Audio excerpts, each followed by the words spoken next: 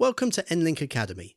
I'm Charles, and in this session we'll explore why bandwidth alone doesn't define your internet experience, and we'll also look at how much bandwidth you actually need.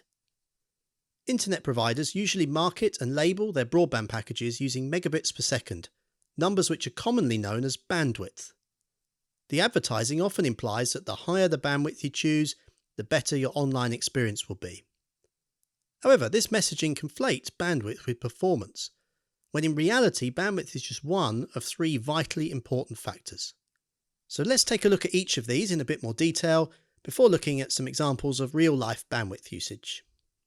Imagine your internet connection as a pipe carrying water. Bandwidth is the width of the pipe.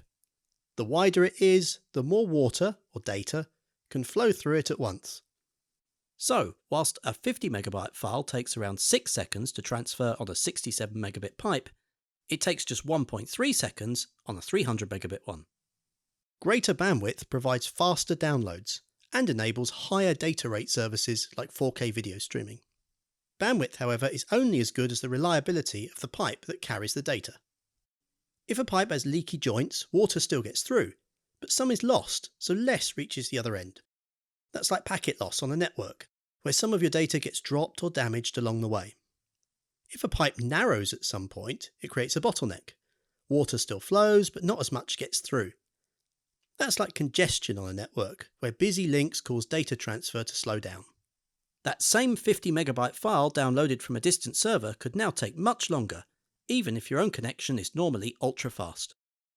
A good internet provider will carefully manage their network to avoid congestion, and utilise multiple routes to provide protection against failures. The third and final cornerstone of performance is latency.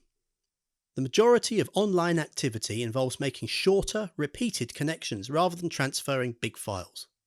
A typical web page can contain many individual elements, each fetched separately. So loading speed depends less on how much data is transferred and more on how quickly all of those parts arrive.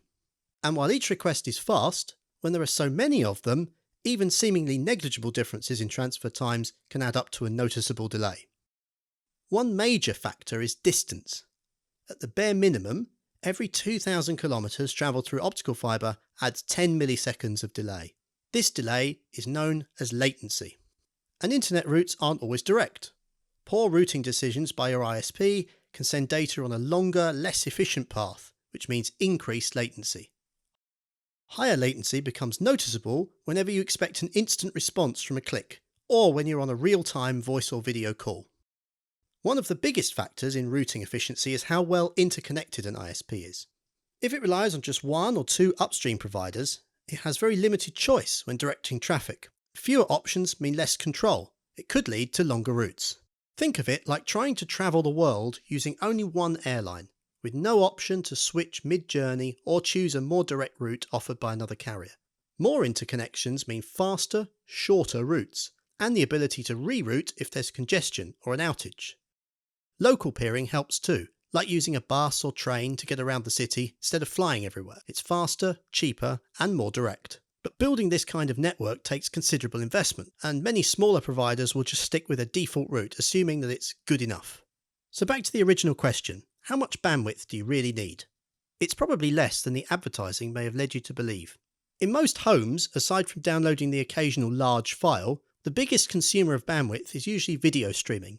Now, 4K video consumes around 16 megabits per second, while HD is only 5 meg.